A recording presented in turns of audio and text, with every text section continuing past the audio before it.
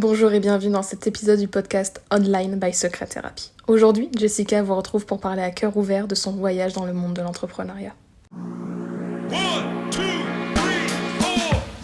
Ce qui m'a poussée à envisager de me lancer dans l'entrepreneuriat, c'est que j'avais une soif de développer, de créer depuis toute petite. Et avec l'énergie, l'envie de créer quelque chose aussi de plus grand que moi, ça m'a vraiment drivée pour pouvoir accomplir ma mission et pourquoi je suis là. Les motivations pour créer ma propre entreprise, c'est déjà la liberté. Alors moi, j'ai une valeur liberté très très forte.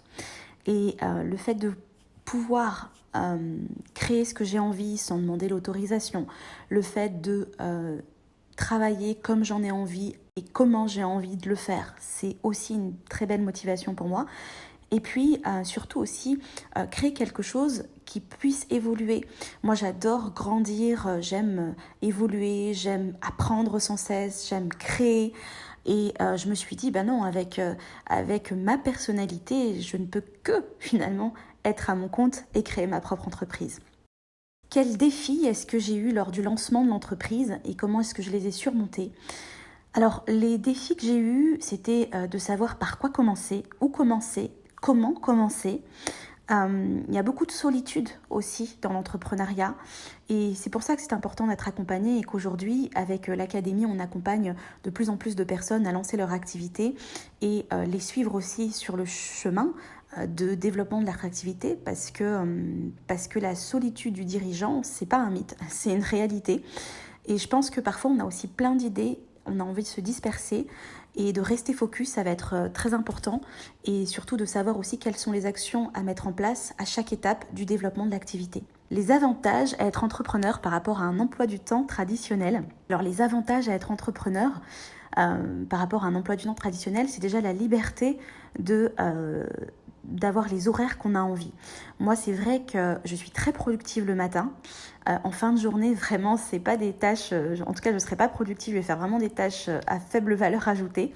Je suis très productive le matin et le fait de pouvoir commencer à l'heure idéale le matin pour moi, ça peut être parfois même du 5h du matin comme du 5h30 du matin. Ça me permet vraiment d'utiliser ma matière grise au bon moment pour moi. Et ça n'a rien à voir avec un emploi du temps traditionnel où parfois, quand j'étais en entreprise, notamment à Paris, on commençait à 9h, 10h, ce qui était déjà, on va dire, j'ai quasiment grillé 3-4 heures de ma productivité, quoi.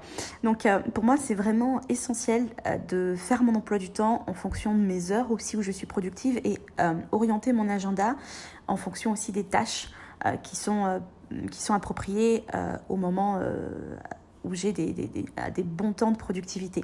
Surtout, ce qui va être important aussi pour moi, c'est d'adapter mon emploi du temps par rapport à la demande. Si les personnes sont plus disponibles, par exemple, le soir ou à un certain horaire, je suis capable aujourd'hui de pouvoir délivrer des prestations ou en tout cas de toucher l'audience à l'heure où elle est connectée.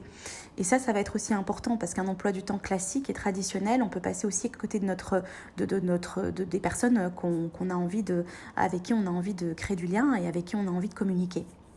Comment est-ce que je trouve l'équilibre entre la prise de risque et la sécurité financière ? Très très bonne question. Entre l'équilibre... alors, tout est prise de risque, surtout quand on démarre. On me pose souvent la question, quand on veut nous rejoindre dans l'académie, l'évaluation prise de risque et bénéfice, et risque-bénéfice. C'est vrai que c'est l'alliance qui va être important de regarder. Moi, personnellement, quand j'ai démarré l'activité, j'avais une autre activité à côté qui me permettait vraiment de pouvoir développer l'activité entrepreneuriale sans pression. Ça, c'est quelque chose qui m'a beaucoup aidée parce que moi, j'ai vraiment à cœur d'accomplir cette mission qui est, comme je l'ai dit, une mission, donc quelque chose qui est aussi une passion pour moi. Et j'avais pas envie d'être dégoûtée de cette activité entrepreneuriale. J'avais vraiment envie de le voir comme un chemin et de pouvoir me sentir aussi en sécurité sur ce chemin-là. Donc ça a été quelque chose d'important au démarrage. Et puis, au fur et à mesure du temps, c'est aussi de pouvoir avoir assez de trésorerie pour pouvoir prendre des risques associés pour développer la boîte. Typiquement, si j'ai envie d'investir dans un nouveau projet, je vais toujours regarder quel est le niveau de trésorerie de la boîte et d'avoir assez de trésorerie pour que prendre le risque quelque part que si ce projet ne fonctionne pas, ça peut arriver, j'ai pris un risque mais la boîte n'est pas en difficulté. Et surtout aussi de réajuster par rapport aux besoins de l'entreprise et aux charges aussi de l'entreprise et pouvoir évaluer la charge entre guillemets, la charge fixe par rapport aux rentrées d'argent. Et de pouvoir se donner aussi la liberté de réajuster. Alors ça peut être avec des freelances à un certain endroit pour se dire ok, on n'est pas par exemple cloisonné dans quelque chose et on n'a pas le couteau sous la gorge s'il y a une problématique de trésorerie à un moment donné. Ça va être aussi important. Et puis au fur et à mesure, ce que je transmets aussi, c'est comment développer et asseoir son activité de manière à construire un paquebot et pas une fusée, parce que parfois on a envie d'aller très très vite. Mais ce qui va être important, en tout cas nous, quand on travaille dans l'académie, on accompagne les thérapeutes, les coachs dans l'académie, c'est asseoir une sécurité financière avant tout. Et peut-être qu'on va faire moins d'argent très vite, mais en tout cas asseoir cette sécurité-là pour se dire en fait je suis à l'abri, je suis en sécurité. Ça va être important aussi, surtout qu'on accompagne énormément de femmes, des femmes qui ont des enfants aussi, des femmes qui sont en transition de vie et la sécurité financière, elle va être importante. Quel conseil est-ce que je donnerais à quelqu'un qui envisage de démarrer sa propre entreprise mais qui hésite encore ? Le conseil numéro 1 que je demanderais, je dirais, c'est écoute tes tripes en fait. Parce que si tu écoutes uniquement les peurs et que tu étouffes tes désirs et tes motivations et ton big why, tu vas passer à côté de ta vie. Donc, évalue et regarde quelles sont tes motivations pour le faire. Et si tu as vraiment des motivations qui viennent de tes tripes, tu ne peux pas échouer. Tu vas pouvoir dépasser les obstacles qui sont là. Et n'écoute pas aussi les autres, n'écoute pas trop les autres. Oui, tu peux les entendre, tu peux demander conseil si ça te rassure, mais ma mère dit toujours, les conseilleurs ne sont pas les payeurs.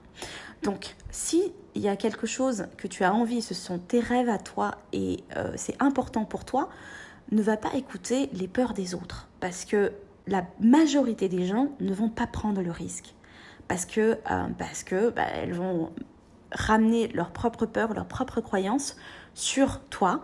Et si tu les écoutes trop, tu vas finalement étouffer aussi ces désirs-là parce que tu les auras, parce qu'elles t'auront influencé par rapport aux peurs et aux croyances qu'elles ont.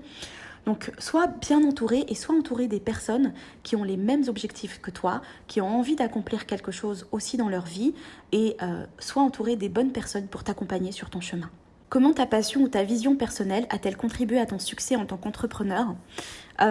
J'ai toujours vu loin et j'ai toujours vu et écouté les besoins des autres. Alors, on peut se planter, c'est pas toujours parfait.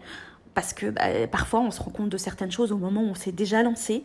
Et le fait de pouvoir réajuster par rapport aux besoins et comprendre vraiment le marché, ça va être essentiel pour pouvoir avancer et créer quelque chose de périn aussi. Ensuite, la passion, c'est vrai que j'ai toujours fonctionné avec mes tripes, avec beaucoup d'intuition aussi. Donc j'ai vraiment associé le yin et le yang. Le yin avec l'intuition, l'écoute, l'empathie, et le yang avec un driver fort d'audace et de vision et de leadership. Et tout ça, ça a été aussi important pour moi parce qu'il n'y a pas eu du yang plus que du yin. Toutes les étapes entrepreneuriales, j'ai vraiment fonctionné à la fois avec mon intuition, à la fois avec mon audace et ma vision, et de l'action. Ce qui est vraiment de l'énergie yang à fond. Quels sont les aspects les plus gratifiants de l'entrepreneuriat pour moi ? Les aspects les plus gratifiants, c'est vraiment de pouvoir accomplir en toute liberté ce que j'ai envie de faire et de ne pas devoir demander l'avis de qui que ce soit et de pouvoir foncer comme j'ai envie de foncer. En tout cas, ça, c'est le meilleur driver pour moi. Et j'échangerai ma place pour rien au monde parce que quand j'étais dans une posture salariale, j'étais toujours obligée de valider les choses avec la hiérarchie et j'avais pas ce champ libre de pouvoir créer. Et j'ai une très grande créativité et surtout, j'ai aussi une vision et je sais aussi de quoi auront besoin les personnes dans 1 an, 2 ans, 3 ans. J'anticipe énormément. Et cette liberté-là d'agir et d'action, elle est très importante pour moi et je crois que c'est ce qu'il y a de plus gratifiant pour moi en fait. C'est de pouvoir accomplir ma mission sans obstacle ou quand j'en ai, de pouvoir trouver des solutions, de pouvoir prendre des décisions et de pouvoir mettre en action ce dont je rêve. C'est ce qui est le plus gratifiant. Comment motives-tu ton équipe ou toi-même lorsque les défis semblent insurmontables ? Alors, comment est-ce que je motive l'équipe ? Très bonne question. La première chose, c'est de comprendre aussi les difficultés qu'elles ont et comment est-ce que je peux les aider. Et avec une mission commune. C'est un driver et une mission commune. Moi, j'adore avoir des personnes qui sont engagées par la mission et qui ont envie de travailler avec moi. Des personnes qui comprennent notre mission, qui ont envie d'aider les personnes et qui sont là pour pouvoir créer quelque chose ensemble. On est vraiment dans le nous et là aujourd'hui j'ai dépassé vraiment le solo, la solo dirigeante, j'ai envie de dire, c'est vraiment du collectif. Et quand j'ai un défi, je vais vraiment travailler en collaboratif avec les membres de mon équipe, en trouvant des solutions ensemble, en écoutant aussi ce qu'elles ont à partager. Et c'est vrai que l'engagement, je trouve, est beaucoup plus fort comme ça. Et je ne suis pas seule responsable, on est vraiment chacun responsable d'un pôle. Et avec moi qui suis toujours bien évidemment en validation, mais avec des membres de l'équipe qui sont en action et qui sont aussi leaders et qui prennent aussi des décisions, en tout cas qui sont dans des solutions avec moi. On prend des risques ensemble aussi. Et on va se motiver. Ça peut arriver que je motive l'équipe comme l'équipe peut me motiver ou peut me driver aussi parce que parfois j'en ai besoin, parfois c'est dur, parfois j'ai pas la solution et en cerveau collectif on va trouver la solution ensemble. Quelles ressources ou soutiens ont été les plus utiles pour moi dans mon parcours entrepreneurial jusqu'à présent ? Alors les ressources qui ont été les plus utiles, c'était le fait d'être accompagnée sur mon chemin. J'ai toujours été accompagnée par soit des mentors, des personnes qui ont une expérience à un endroit où j'en ai pas, ou un endroit où j'en avais pas. La ressource humaine aussi, ça peut être des membres de l'équipe qui sont aussi calés dans leur domaine, beaucoup plus que moi. Ça a été essentiel. Et puis l'humain était, donc là je parle d'humain depuis tout à l'heure, mais pour moi ce sont des ressources essentielles. Et l'argent aussi, bien évidemment, l'argent, la trésorerie, c'est aussi l'oxygène de l'entreprise, ça permet aussi de créer des choses, d'avoir d'autres projets et de pouvoir développer les projets comme on en a envie, et ça c'est important. Si je devais partager des moments et des anecdotes, ça serait alors les moments vraiment où j'ai kiffé, c'est quand je suis en conférence. En conférence où je suis parfois j'adore délivrer mes messages aussi entrepreneuriaux parce que ça fait partie de moi. Je suis à la fois dans le yin, dans la sensualité, dans le féminin, dans la spiritualité, comme dans le yang, avec vraiment beaucoup d'audace, beaucoup d'action, et j'adore ça. Et parfois, quand je booste sur scène, les moments aussi où j'interroge, où je fais participer, ça c'est vraiment des événements marquants pour moi. Mes passages télé aussi, ou parfois ou dans des émissions web, où parfois je me sens un peu coincée, où je me dis merde, je ne m'attendais pas à cette question, surtout des anecdotes un peu sexo, où je réponds avec toute authenticité et sincérité et spontanéité, ce qui fait aussi partie de mon ADN. Et là, je me dis, purée, ça c'est dans la boîte. Ça va être quelque chose de marquant où je m'en souviens, où je m'en souviendrai toute ma vie aussi. Et parfois, des fois, je m'en souviens pas, mais c'est sur les réseaux, quoi.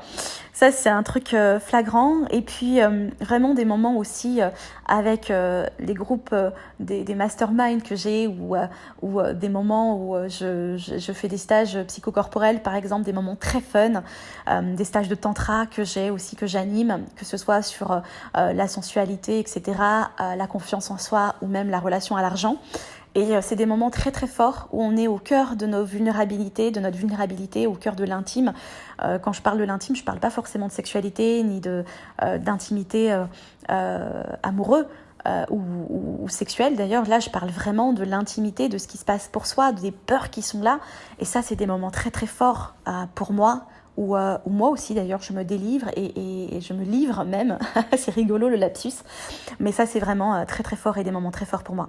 Si vous avez envie de développer votre activité, n'hésitez pas à nous envoyer un petit mail, un petit message. Dans l'académie, c'est vrai qu'on accompagne énormément de personnes qui démarrent leur activité entrepreneuriale ou qui développent leur activité. On a des thérapeutes, des coachs, mais pas seulement. On a également des personnes qui sont vraiment en transition et qui ont envie de développer leur activité, ou des personnes qui ont déjà leur activité mais qui ont envie d'aller plus loin, qui se sentent bloquées à un certain endroit et qui ont envie de dépasser finalement aussi les limites et créer ce pourquoi elles sont là en fait, et accomplir leur mission en étant accompagnées, parce que c'est pas simple seul, et ensemble on va plus loin. À très vite. On espère que cet épisode vous a plu et on se retrouve chaque lundi pour explorer sans filtre les sujets intimes que beaucoup évitent. En attendant, on se retrouve sur Facebook, Instagram, YouTube, TikTok et sur notre site internet Secret Thérapie pour découvrir tous nos programmes. N'hésitez pas à vous abonner et à la semaine prochaine.